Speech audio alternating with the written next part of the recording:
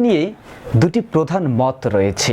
একটি মত অনুযায়ী কুচবিহারের জলঢাকা নামক একটি নদী ভুটান থেকে উৎপন্ন হয়ে এ অঞ্চলে এসে তিস্তা নদীর মূল স্রোতধারায় মিশত। এই নদীর নাম অনুসারে এলাকাটির নাম জলঢাকা হয়েছে। অন্য মতটি অনুযায়ী তিস্তা ও করতোয়া নদীর স্রোত এসে এ অঞ্চলে প্রবাহিত হতো, আর সেখান থেকেই নাম উঠে এসেছে জলঢাকা। জলঢাকার ভৌগোলিক অবস্থা ও সীমানা: উত্তরে ডিমলা উপজেলা, দক্ষিণে কিশোরগঞ্জ উপজেলা, পূর্বে হাতীবান্ধা ও কালীগঞ্জ উপজেলা এবং পশ্চিমে নীলফামারী সদর ও ডোমার উপজেলা অবস্থিত। জলঢাকা থানা গঠিত হয় 1911 সালে।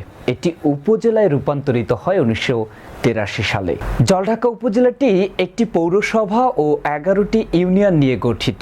জলঢাকা উপজেলার প্রধান নদীগুলো হলো তিস্তা নদী, যমুনেশ্বরী নদী, বুল্লাই নদী, এছাড়াও গাবরল বিল উল্লেখযোগ্য জলাশয় হিসাবে পরিচিত। জলঢাকা উপজেলায় কয়েকটি উল্লেখযোগ্য প্রত্নতান্ত্রিক স্থান রয়েছে: রাজা ধর্মপালের গড় ধর্মপাল ইউনিয়ন, রাজা হরিশচন্দ্রের পাট খুঁটামারা ইউনিয়ন, ভীমের ধাপ গোলনা ইউনিয়ন। যোগাযোগের দিক থেকে জলঢাকা উপজেলা থেকে রেলপথ কিংবা আকাশপথে সরাসরি কোনো যোগাযোগ ব্যবস্থা নেই। ঢাকা থেকে সড়ক পথে টাঙ্গাইল, সিরাজগঞ্জ, পাবনা, বগুড়া এবং গাইবান্ধা জেলা হয়ে জলঢাকায় পৌঁছানো যায়। জেলা শহর নীলফামারী থেকে জলঢাকার দূরত্ব 22 কিলোমিটার এবং বিভাগীয় শহর জলঢাকার দূরত্ব 45 কিলোমিটার। এছাড়াও বিভিন্ন কারণে জলঢাকা পুরো বাংলাদেশের মধ্যে একটি ঐতিহ্যবাহী শহর হিসাবে খ্যাতি অর্জন করছে।